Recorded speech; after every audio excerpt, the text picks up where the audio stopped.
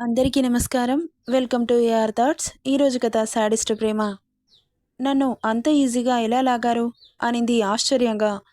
మరి ఇంత వెయిట్లెస్గా ఉంటే లాగకుండా ఎలా ఉంటాను? కాస్త తిని లావుగా మారితే బాగుంటుంది. నేను చేస్తానులే, డోంట్ వరీ. ఇక పడుకో, ఎలాంటి భయం లేదు.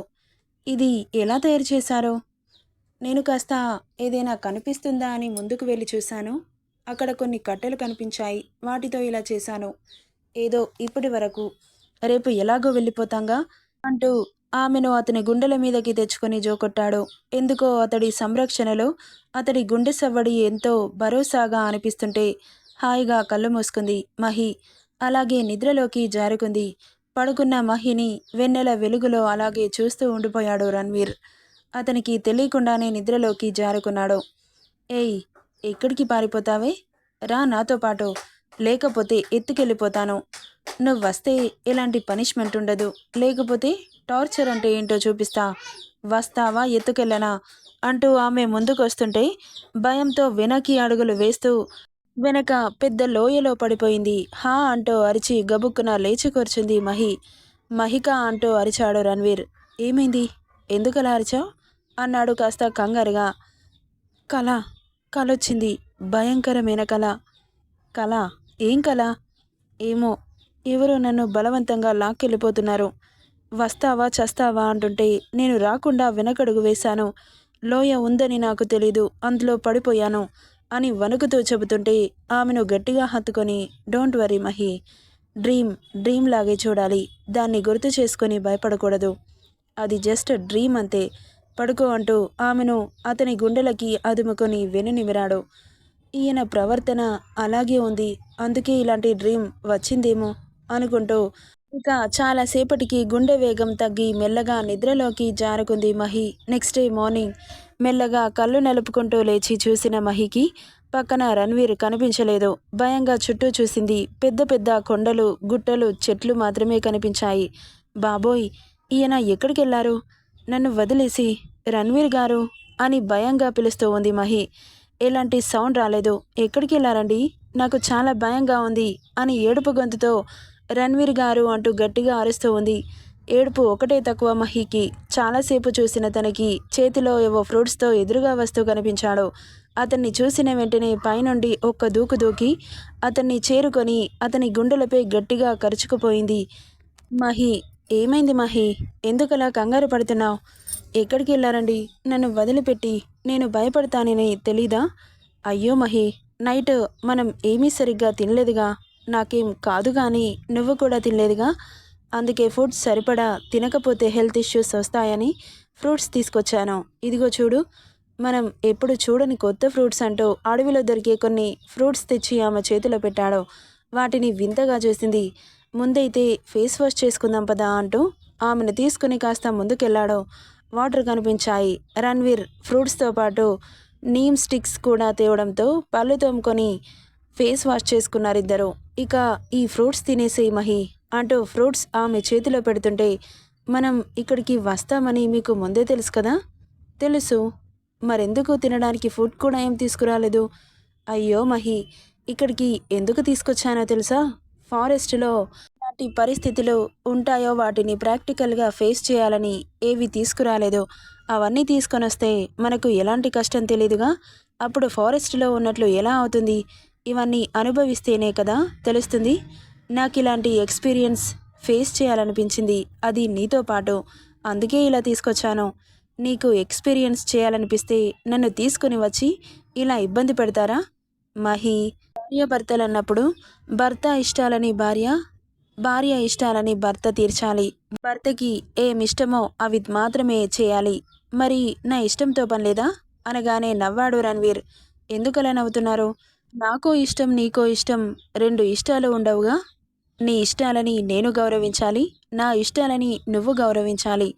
నేను నువ్వు వేరు అని నేనెప్పుడూ అనుకోలేదు మహి.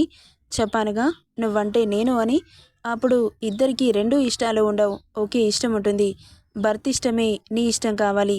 భర్తకి ఎలా, ఎక్కడ ఉండాలో, ఏం చేయాలో, భర్త ఇష్టాయిష్టాలేంటో, అతను ఏ టైంలో ఎవరు ఏం చేస్తాడో, ఏం చేయబోతున్నాడో ముందుగానే పసిగట్టి అతని అవసరాలు తీర్చాలి. అప్పుడే భర్తని నువ్వు మనసారా ప్రేమించినట్లవుతుంది. అదే కదా భార్యాభర్తల అండర్‌స్టాండింగ్. ముచ్చటలో పడి ఇవి తినడం మర్చిపోయావు. తినేసి పక్కన వాటర్‌లో ఫ్రెష్ అవ్వు. అప్పటి వరకు అతని మోటివేషనల్ స్పీచ్ విన్న మహి ఫ్రెష్ అవ్వు అనగానే ఈ లోకంలోకి వచ్చింది. ఏంటి? ఫ్రెష్ అవ్వాలా? నో, నేను ఫ్రెష్ అవ్వను. అసలు నాకు బట్టలే లేవు. ఎలా ఫ్రెష్ అవ్వాలి? బట్టలు లేవని చెప్పి ఎన్ని రోజులు ఇలా ఫ్రెష్ అవ్వకుండా ఉంటావు? ఎన్ని రోజులైనా ఉంటాను. డ్రెస్ లేకుండా ఎలా ఫ్రెష్ అవుతారు? నేనున్నానుగా, నన్ను చుట్టుకో అన్నాడు హస్కీగా. ఒక్కసారిగా అతని మాటకి ఉలిక్కిపడి చూసింది. ఏంటి అలా చూస్తున్నావు? నిజంగా చెబుతున్నాను. నో నో, నేను ఫ్రెష్ అవ్వను. ఒకవేళ ఫ్రెష్ అయినా కానీ ఇలాగే బట్టలు తీసేయకుండానే ఫ్రెష్ అవుతాను అంటూ మూతి తిప్పేసింది. లేదు మహి, ఇలా తడి బట్టలతో ఉంటే జలుబు చేసి జ్వరం వచ్చేస్తోంది. నీ ఒళ్ళు కాపాడ్డానికి నేనున్నాను కదా. పద, నేనే నీకు స్నానం చేయిస్తాను. ఈ అదృష్టం ఎంతమంది మగాళ్ళకొస్తుంది చెప్పు? పెళ్ళికి ముందు తన కాబోయే భార్యకి స్నానం చేయించడం అంటున్న అతని తల తిప్పి కంగారుగా చూస్తూ, వద్దు, నేనే చేస్తాను. ప్లీజ్ మీరు చేయించకండి అనింది. అదేంటి మహి, నీకు కాబోయే భర్తని స్నానం చేయిస్తే తప్పేంటి అన్నాడు. చెబుతున్నాను కదా వద్దని. ఎందుకలా సతాయిస్తారు? పెళ్ళికి ముందు ఏ అమ్మాయి తన కాబోయే భర్త అయినా సరే ఒళ్ళు పరాయి మగాడికి చూపించడానికి ఒప్పుకోదు. అది మగాడైనా మొగుడైనా సరే అంటున్న ఆమె మాటలు పూర్తవ్వకముందే ఆమె నడుము అతని చేతిలో చిక్కింది. ఏంటి మహి, చాలా ఎక్కువ మాట్లాడుతున్నావు. నా ముందు చాలా తక్కువ మాట్లాడాలని నీకు తెలుసు కదా. కానీ మర్చిపోయావా? మళ్ళీ గుర్తు చేయనా? ఇప్పుడే చెప్పాను, నువ్వు నేను వేరు కాదు అని. మళ్ళీ పదే పదే అలాగే మాట్లాడుతున్నావు. నా పెళ్ళాం ఒళ్ళు అంటే పూర్తిగా నాకే సొంతం. దానిపై నీకు కూడా అధికారం లేదు. పద అంటూ చెయ్యి పట్టి లాక్కుపోతున్నాడు. అతన్ని వింతగా విచిత్రంగా చూస్తూ, అసలు ఏంటి వీడు? మనిషా రాక్షసుడా? చెబుతుంటే కాస్తైనా అర్థం చేసుకోడే. అసలు నన్ను ఏమనుకుంటున్నాడు? అంతా వాడిష్టమేనా? నా బాడీ మీద నాకు కాక ఇంకెవరికి హక్కుంటుంది? వద్దు అని చెబుతుంటే అర్థం చేసుకోకుండా ఇలా మాట్లాడుతున్నాడు. ఏంటి, వీడికేమైనా పిచ్చా అని తిట్టుకుంటూ పట్టుకున్న చేతిని విసిరికొట్టింది. ఏంటి, నువ్వు భయపెట్టిస్తే నేను భయపడాలా? నాకిష్టం లేదు అని చెబుతున్నాను కదా. ఎందుకు బలవంతం చేస్తున్నావు? నన్ను కలిసినప్పటి నుండి చూస్తున్నాను, చాలా ఓవర్ యాక్షన్ చేస్తున్నావు. నువ్వంటే నాకిష్టమని నేనేనాడైనా చెప్పానా? కానీ నా నిర్ణయంతో పని లేదు అంటావు. నీ ఇష్టానికి ముద్దు పెడతావు, నీ ఇష్టానికి ముట్టుకుంటావు. అసలేమనుకుంటున్నావు నన్ను? నేను మనిషిని, నాకు మనసుంది. నీలాగే నాకు ఫీలింగ్స్ ఉంటాయి. వాటితో పని లేదా నీకు? నీ ఇష్టానికి ఇక్కడి వరకు పట్టుకొచ్చావు. అసలు నాకు పెళ్ళి ఇష్టం లేదు. ఏది తెలుసుకోకుండా నీ ఇష్టానికి ప్రవర్తిస్తున్నావు. చూడండి, ఇప్పుడు చెబుతున్నాను, మీరంటే నాకు ఇష్టం లేదు. మీరు నన్ను చంపేసినా సరే ఇప్పుడు కూడా నేను నోరు తెరవకపోతే జీవితాంతం మీ దగ్గర బానిసలా పడుండాల్సి వస్తుందని భయం వేసి నోరు తెరవాల్సి వస్తుంది. మీరు చంపితే ఒక్కసారిగా పోతుంది ప్రాణం. ఇలా ప్రతిరోజు చస్తూ బ్రతకలేను నేను. ఏంటి మాట్లాడరు? ఇవన్నీ మాట్లాడుతుంటే కోపం వస్తుందా? అంతకంటే ఎక్కువ కోపం నాకొస్తుంది. చాలా చేశారు మీరు. ఇక చాలు. నన్ను ఇక్కడి నుండి, మీ భార్య నుండి, మీ జీవితం నుండి నన్ను వదిలేయండి. ఇంకెప్పుడు నా జీవితంలోకి రాకండి. మీకు నాకు ఎలాంటి సంబంధం లేదు. నా సంతోషాలు, నా ఇష్టాలు, నా వాళ్ళు వేరు. నీలాంటి వాడిని నేనెప్పుడూ చూడలేదు. నీతో ఉంటే నరకం అంటే ఏంటో స్పష్టంగా కళ్ళకి కట్టినట్లు కనిపిస్తోంది నాకు అంటున్న ఆమె మాటలు అతని చెవిలో పడుతుంటే నర నరంలో అతడి రక్తం వేగంగా ప్రవహిస్తోంది. అతని వీన్స్ పైకి తేలి కనిపిస్తుంటే ఒక్కసారిగా ఒంటి నిండా చెమటలు పట్టేశాయి మహికి. నేనేంటి ఆవేశంలో ఇలా మాట్లాడాను? ఈ వెధవ నన్ను కోపంలో చంపినా చంపేస్తాడు. ఇప్పుడు ఏం చేయాలి? నా గోతి నేనే తీసుకున్నానా అని టెన్షన్గా తల తిప్పి చూస్తున్న మహి ఎప్పుడో వాటర్లో చేరిపోయింది. ఎప్పుడు నెట్టేశాడో తెలీదు. లోతుగా ఉన్న నీళ్ళలోకి తోసేశాడు రణ్వీర్. ఆమెకు స్విమ్మింగ్ రాదు. నోట్లోకి వాటర్ పోతూ గిలగిలా కొట్టేసుకుంటోంది మహి. ఆమె అలా కొట్టుకుంటుంటే నవ్వుతూ చూస్తూ ఉన్నాడు రణ్వీర్. ఏంటి బేబీ, నేనంటే నీకు ఇష్టం లేదా? అంత ధైర్యంగా ఎలా చెబుతున్నావు? నువ్వు ప్రాణాలతో ఉండడం కూడా నాకు ఇష్టం లేదు. ఎందుకంటే నన్ను ప్రేమించని నీ ప్రాణం నాకొద్దు. నిన్ను చంపి నేను చస్తాను. నీ ప్రేమ పొందని నా ప్రాణం కూడా ఎవరి కోసం బ్రతుకుతుంది అంటూ అతను నదిలో దూకేశాడు. ఆఫ్టర్ సమ్ టైమ్ స్పృహలో లేని మహిని చూస్తూ ఉండిపోయాడు రణ్వీర్. ఎందుకు నన్ను అర్థం చేసుకోలేకపోతున్నావు అంటూ గట్టిగా అరిచాడు. అతని అరుపుకు కాస్త కదిలింది మహి.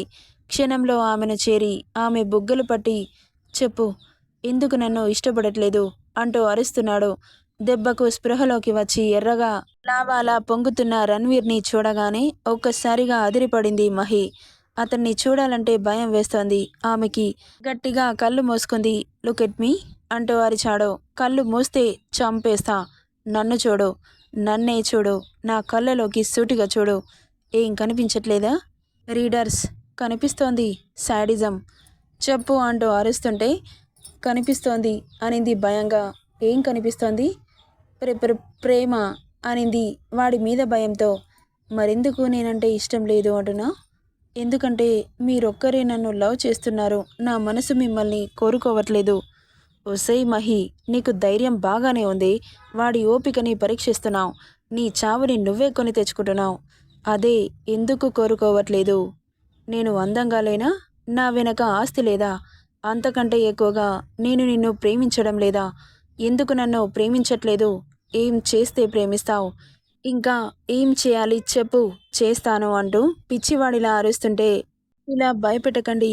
మీ మీద ప్రేమ పుట్టదు, భయం మాత్రమే ఉంటుంది. మీ మీద ప్రేమ పుట్టాలంటే నన్ను ప్రేమగా చూసుకోండి, అప్పుడు పుడుతుంది ప్రేమ అంటున్న మహి మాటలకి అరవడం ఆపి సైడ్లోకితో చూస్తూ, నిజంగా ఇప్పటివరకు చూపించింది ప్రేమ కాదా? మరి నీలో ప్రేమ పుట్టాలి, ఎందుకు పుట్టలేదు? ఎందుకు పుట్టలేదు అంటూ ఆమె ఫేస్ దగ్గరగా తెచ్చి అరుస్తుంటే చిగురు టాకులా వణిగిపోయింది మహి. చెప్పు అన్నాడు. ఇప్పటి వరకు నేను మీ గురించి ఆలోచించలేదు. ఇప్పటి నుండి మీ గురించి ఆలోచించడానికి ట్రై చేస్తాను. ప్లీజ్ నన్ను అర్థం చేసుకోండి. ఇంతకు ముందులా కామ్గా ఉంటూ మీ ప్రేమతో నన్ను మార్చడానికి ట్రై చేయండి. నిజంగా నన్ను నేను మార్చుకుంటాను. మిమ్మల్ని ప్రేమించడానికి ట్రై చేస్తాను. నన్ను నమ్మండి అంటూ బ్రతిలాడింది. సరే, నువ్వు చెప్పిన దానికి ఒప్పుకుంటున్నాను. నీకు నా మీద ప్రేమ పుట్టలేదనుకో, నా అంత రాక్షసుడు ఈ లోకంలో ఎవరు ఉండరు. లెగు, ఈ డ్రెస్ వేసుకో అంటూ ఆరిపోయిన ఆమె డ్రెస్ని మహి చేతిలో పెడుతుంటే, అంటే నా ఒంటి మీద బట్టలు లేవా అని అప్పుడు చూసుకుంది మహిక. తనని తాను చూసుకున్న మహి ఒక్కసారిగా గుడ్లు పెద్దవయ్యాయి. ఒంటి నిండా ఆకులు కనిపించాయి. అంటే వీడు నన్ను మొత్తం చూసేశాడా? ఛీ, నా బ్రతుకు జడ ఇంత దరిద్రంగా తయారైందేంటి అని తనలో తనే తిట్టుకొని, అంటే మీరు నన్ను అలా చూసేశారా అనింది చిన్నగా. అవును బేబీ, మరి నీ బట్టలు మార్చాలంటే చూడక తప్పదు కదా. చెప్పాను కదా, నీ బాడీని చూసే మొట్టమొదటి వ్యక్తిని నేనే అని. అయినా నువ్వే నాదానివి అయినప్పుడు నీ బాడీ నాదెందుకు కాదు? యూ డోంట్ వర్రీ, చూసింది నేనే కదా. ఎప్పుడైనా చూడాల్సిందే, పెళ్ళైన తర్వాత కూడా చూడాల్సిందే. అదేదో ముందే చూసేశాను, తప్పేంటి? అయినా ఏ మాటకా మాట చెప్పుకోవాలి మహి. నీ అందం నన్ను పిచ్చివాణి చేసేసింది తెలుసా. నీ అని ఏదో అంటుంటే అతని నోటిపై చేయి పెట్టి ఆపింది. ప్లీజ్ అలా ఎక్స్ప్లెయిన్ చేయకు, నాకు ఎలాగో అనిపిస్తోంది అని కన్నీటితో చెబుతుంటే ఆమె చెంపపై చేయి పెట్టి ప్రేమగా నిమురుతూ, ఎందుకు ఏడుస్తున్నావు? ఈ కన్నీళ్ళు నీ కంట్లో నుండి రాకూడదు. ఎందుకంటే ఏమో నాకు తెలీదు, ఇవి చూస్తుంటే నాకెందుకో నచ్చట్లేదు. నవ్వుతూ ఉంటే చాలా అందంగా ఉంటావు. అయినా నిన్ను ఏ రకంగానైనా చూసి హక్కు మాట్లాడే అధికారం నాకు మాత్రమే ఉంది అనుకుంటూ ఆమె పెదాలను అందుకున్నాడు. సడన్గా అలా ముద్దు పెడుతుంటే గుడ్లు పెద్దవి చేసింది. అతని ముద్దుని ప్రతిఘటించలేదు, అలా అని సహకరించను లేదు. బొమ్మలా చూస్తుండిపోయింది. అతని ఇష్టమున్నంతసేపు ముద్దు పెట్టుకొని వదిలిపెట్టాడు రణ్వీర్.